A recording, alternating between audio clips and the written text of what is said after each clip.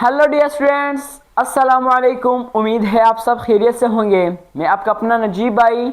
Dear students, आज का जो हमारा टॉपिक है वो है बायोलॉजी का chapter 4 the fundamental particle of living organism. ये जो बुनियादी इकाई है लिविंग ऑर्गेनिज्म, उसके बारे में हम जानेंगे कि ऑर्गेनिज्म किस चीज़ से मिलकर बना है, ऑर्गेनिज्म की बुनियाद कैसे हुई। या स्टूडेंट्स, हमारी जो ऑर्गेनिज्म की बुनियाद है वो सेल से हुई है। यानी जैसे कि हमारे पास एक सेल, इसको आप समझे कि ये सेल है। हमारे पास एक सेल के ऊपर दूसरा सेल, तीसरा, फिर चौथी, फिर पांचवी, से हमारे पास एक मुकम्मल दीवार बन जाती है, एक मुकम्मल हमारे पास कमरा बन जाता है, फिर एक मुकम्मल हमारे पास एक घर बन जाता है। इसी तरह सेल से हमारे पास ऑर्गेनिज्म बनता है। जैसे कि हमारे पास सेल कंबाइन होके हमारे पास टिश्यू बनाता है, फिर टिश्यू कंबाइन होके हमारे पास ऑर्गन बनाता है, हमारे पास ऑर्गन कंबाइन होके ऑर्गन सिस्टम बनाता है, और ऑर्गन सिस्टम कंबाइन होके हमारे पास एक मुकम्मल ऑर्गेनिज्म बनता है। यस स्टूडेंट्स, हमारे पास जो फंडामेंटल पार्टिकल है वो है सेल, जिससे ऑर्गेनिज्म की बुनियाद हुई है। ऑर्गेनिज्म की बेस जो सेल है। हमारे पास सेल की डिफिनेशन है the building blocks of living organism is called cell. यानी जो बिल्डिंग ब्लॉक्स है, बुनियादी इकाई है लिविंग ऑर्गेनिज्म की, वो क्या है? सेल है। या हमारे पास इसकी दूसरी डिफिनेशन है structure and function unit of living organism. ये एक स्ट्रक्चर एंड फंक्शन यूनिट है लिविंग ऑर्गेनिज्म की। यानी ऑर्गेनिज्म के स्ट्रक्चर जो है जो साफ से देती है, और क्या है इसको फंक्शन, जिसे फंक्शन ऑर्गेनिज्म करता है, इसकी बुनियादी हमारे पास जो वो है सेल हैं। हमारे पास जैसे कि मैंने पहले एग्जांपल दी ही, जैसे हमारे पास एक सेल से ऊपर, एक सेल के ऊपर दूसरी सेल रख के हमारे पास एक दीवार बन जाता है, फिर एक कमरा बन जाता है, फिर एक मुकम्मल हाउस बन जाता है। इसी तरह हमारे पास सेल कंबाइन होके हमारे पास एक मुकम्मल ऑर्गेनिज्म बनता है। यस स्टूडेंट्स, अब हम पढ़ेंगे सेल की थ्योरी कि हमारे पास ये बुनियादी इकाई किस तरह डिस्कवरी हुई, किसने डिस्कवरी किया, किसने पहले इसे देखा और कब देखा, और किस माइक्रोस्कोप के देखा, और उस माइक्रोस्कोप में मैग्नीफिकेशन पावर कितना था।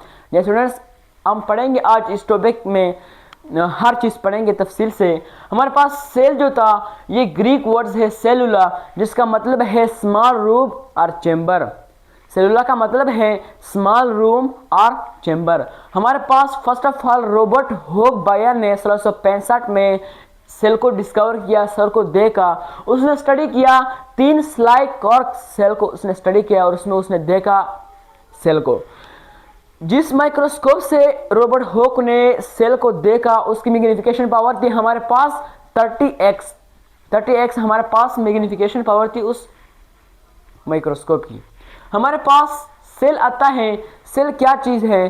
सेल के हमारे पास मैंने पहले बताया कि building blocks of living organism में एक बुनियादी इकाई है लिविंग ऑर्गेनिज्म का। हमारे पास सेल में 2 रीजन हमारे पास होते हैं। आउटर रीजन होता है एक, इनर रीजन हमारे पास होता है। हमारे पास आउटर रीजन में हमारे पास सेल वॉल और सेल मेम्ब्रेन्स होते हैं, और इनर रीजन में हमारे पास न्यूक्लियस और साइटोप्लाज्म आते हैं। हमारे पास साइटोप्लाज्म में सोलुबल पार्ट होता है, जिसमें हमारे पास 70% वाटर होता है, और दूसरे ऑर्गेनेल्स जैसे कि विटामिन, फैट हो गया, प्रोटीन हो गया, एंजाइम, आरएनए, डीएनए, विटामिन इसमें आते हैं। और दूसरे हमारे पास इनसोलुबल पार्ट है। साइटोप्लाज्म का इनसोलुबल पार्ट में हमारे पास ऑर्गेनेल्स प्रेजेंट होता है। जितने भी ऑर्गेनेल्स है जैसे कि माइटोकॉन्ड्रिया, लाइसोसोम, राइबोसोम, हमारे पास गोल्गी प्रोटीन्स, इस तमाम ऑर्गेनेल्स कहाँ पे पाए जाते हैं? साइटोप्लाज्म के इनसोलुबल पार्ट में पाए जाते हैं। हमारे पास फर्स्ट ऑफ ऑल हमारे पास आउटर रीजन आता है सेल वॉल का। आउटर रीजन में मैंने पहले भी कहा कि हमारे पास सेल वॉल और सेल मेम्ब्रेन्स पाए जाते हैं। हमारे पास स्टूडेंट्स फर्स्ट ऑफ ऑल ये वो होना चाहिए कंसेप्ट के सबसे इंपॉर्टेंट, सबसे अहम टॉपिक है हमारे पास बायोलॉजी में the fundamental particle of living organism. ये सबसे अहम और सबसे इंपॉर्टेंट टॉपिक हैं। स्टूडेंट्स, हमारे पास सेल में हमारे पास आउटर रीजन, जो फर्स्ट ऑफ ऑल हमारे पास आउटर रीजन आता है। आउटर रीजन में हमारे पास सेल वॉल और सेल मेम्ब्रेन्स दोनों पाए जाते हैं। तो फर्स्ट ऑफ ऑल हमारे पास है सेल वॉल। हम सेल वॉल, आज सेल वॉल के बारे में मुतल्लिक़ पढ़ेंगे। हमारे पास सेल वॉल है the outermost layer of plant fungi, Munera and some Protista is called cell wall. Dear students, ये हमारे पास आउटरमोस्ट प्रोटेक्टेड लेयर है फंजाई की, प्लांट की, मुनेरा और सम प्रोटेस्टा की। ये हमारे पास सेल वाल हमारे पास एनिमल में नहीं पाए जाते, ये एनिमल में नहीं होते, ये सिर्फ प्लांट में पाए जाते हैं। मुनेरा, प्रोटेस्टा और सम फंजाई में इसमें पाए जाते हैं। सेल वाल ये याद रखो कि सेल वाल एनिमल में नहीं होता, एनिमल सेल में सेल वाल नहीं होता। हमारे पास कंपोजिशन ऑफ सेल वाल है, यानी कंपोजिशन किस चीज़ से बना हुआ है। हमारे पास डिफरेंट सेल हैं। प्लांट सेल हमारे पास सेलुलोज से बना हुआ है और फंजाई का सेल वाल हमारे पास काइटिन से बना हुआ है। जो फंजाई का सेल वाल है वो काइटिन से बना हुआ है। मुनेरा का जो सेल वाल है वो पिप्टिकोलोजीन हमारे पास, यानी म्यूरिन किस चीज़ से बना हुआ है, पिप्टिकोलोजीन से बना हुआ है। और पिप्टिकोलोजीन हमारे पास प्रोटीन प्लस कार्बोहाइड्रेट से मिलकर हमारे पास पिप्टिकोलोजीन बनता है और पिप्टिकोलोजीन से हमारे पास म्यूरिन बना हुआ है। प्रोटेस्टा का सेल वाल हमारे पास वेरिएबल केमिकल से बना हुआ है। स्टूडेंट्स चलते हैं आगे टॉपिक की तरफ। स्टूडेंट्स इसके बाद हमारे पास सेल वाल फंक्शन, कि हमारे पास सेल में जो सेल वाल है उसका क्या फंक्शन है, क्या रूल है। हमारे पास इसके जो फंक्शन, इसका रोल जो है, give support to the cell. ये क्या करता है, सेल वाल जो हमारे पास सेल वाल है वो सेल क्या करते हैं, सपोर्ट देता है और इसको give proper shape to the cell. और क्या करता है, सेल वाल जो है सेल को प्रॉपर शेप देता है, एक ढांचा देता है, एक साख देता है। उसके बाद ये क्या करता है, प्रोटेक्ट द सेल। ये क्या करता है, सेल वाल प्रोटेक्शन करता है, प्रोटेक्ट करता है सेल को। इसके बाद हमारे पास स्ट्रक्चर है, यानी हमारे पास सेल का साख्त किस तरह है, इसका स्ट्रक्चर किस तरह है। तो ये डिवाइड हुआ है 3 लेयर, ये 3 लेयर पर मुश्तमिल है। एक को हम कहते हैं प्राइमरी वाल, दूसरा सेकेंडरी वाल, तीसरा हमारे पास मिडल लेमेला।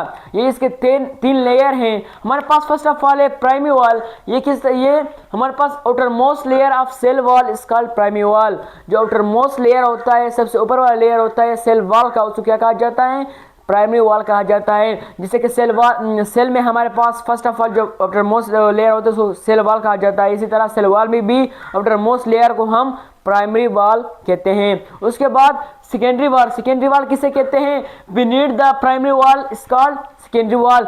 प्राइमरी वॉल के नीचे जो वॉल होता है उसको क्या कहा जाता है, सेकेंडरी वॉल कहा जाता है। और इसकी कंपोजिशन हुई है सेलुलोज प्लस लाइग्निन से। इसकी जो कंपोजिशन हुई है जिससे सेकेंडरी वॉल बना हुआ है वो सेलुलोज से बना हुआ है और लिगानिन से बना हुआ है। हमारे पास लास्ट मिडिल लेमेला क्या है, they attach to cell like a cement. ये क्या है, ये 2 सेल को ऐसा अटैच करती है जिससे सीमेंट से सेल को अटैच होता है। जैसे कि हम एक सेल के ऊपर दूसरा सेल रखने से पहले हम सीमेंट लगाते हैं ताकि सेल एक दूसरे से अटैच हो। इसी तरह मिडिल लेमेला 2 सेल को अटैच रखते हैं सीमेंट की तरह। तो ये हमारे पास 3 लेयर थे, यानी स्ट्रक्चर था सेल वॉल का। हमारे पास आगे आता है, जैसे कि हमारे पास यहाँ पे हैं 2 सेल हैं, या भी देखो 1 cell 2 cell wall primary wall, हमारे पास सेल मेम्ब्रेन है। इस दरमियान जो ये हैं इसको कहते हैं हम मिडल लेमेला, यानी जैसे कि इसने 2 सेल को अटैच कर रखा है एक दूसरे से, इसको कहते हैं मिडल लेमेला। हमारे पास आगे आता है, हमारे पास आउटर रीजन में जो सेकेंड वो है पार्ट है हमारे पास cell membranes. Cell membranes also called plasma membranes, इसको प्लाज्मा मेम्ब्रेन्स भी कहा जाता है। ये बहुत इंपॉर्टेंट है। हमारे पास एक डिफिनीशन जो है, is the outermost layer of animal cell and beneath the plant cell fungi protista and monera cell is called cell membranes. हमारे पास सेल मेम्ब्रेन्स जो है ये आउटर मोस्ट लेयर है, एनिमल सेल का आउटर मोस्ट लेयर है।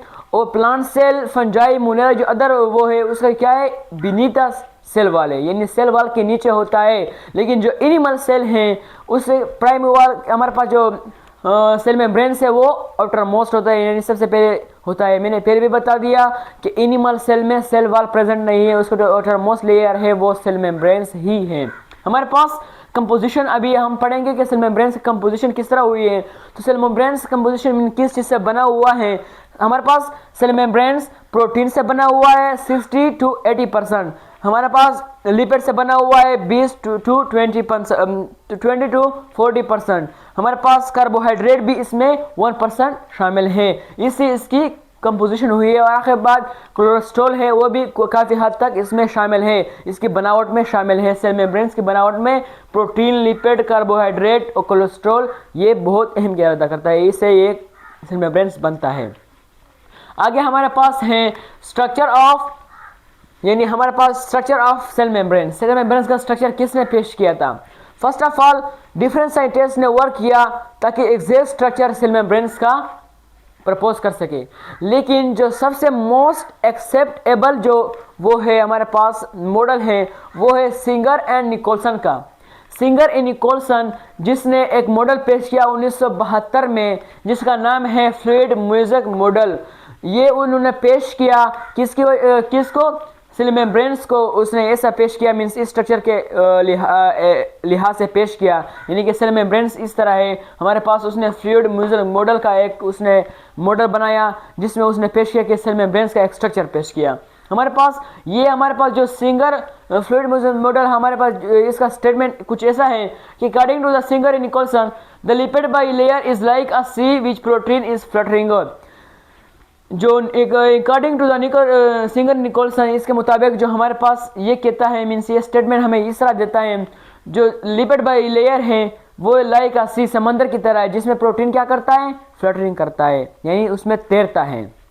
जैसे मछलियाँ समंदर में तैरती है, यानी तैरती है, इसी तरह जो लिपिड बाई लेयर है वो एक समंदर की तरह है, जिसमें प्रोटीन फ्लटरिंग आता है। जैसे कि लिपिड बाई एक समंदर हो गया और जो प्रोटीन है वो मछली हो गया, इस तरह इसमें तैरते हैं। और आखिर में हमारे पास है सेल मेम्ब्रेन्स फंक्शन, क्या फंक्शन करता है? हमारे पास जो सेल मेम्ब्रेन्स का फंक्शन है, सबसे इंपॉर्टेंट अहम फंक्शन क्या है? ये सेपरेट करता है आउटर इन्वायरमेंट और इनर इन्वायरमेंट को सेपरेट रखता है। और ये क्या करता है? स्टॉप करता है टॉक्सिक मटेरियल को, जो मटेरियल कुछ मटेरियल को वो एंटर करता है, कुछ को स्टॉप करता है, इसकी एबिलिटी है सेल मेम्ब्रेन्स के। डियर स्टूडेंट्स, उम्मीद है आपको समझ आ गया होगा। इंशाल्लाह मिलते हैं नेक्स्ट वीडियो में। Take care yourself.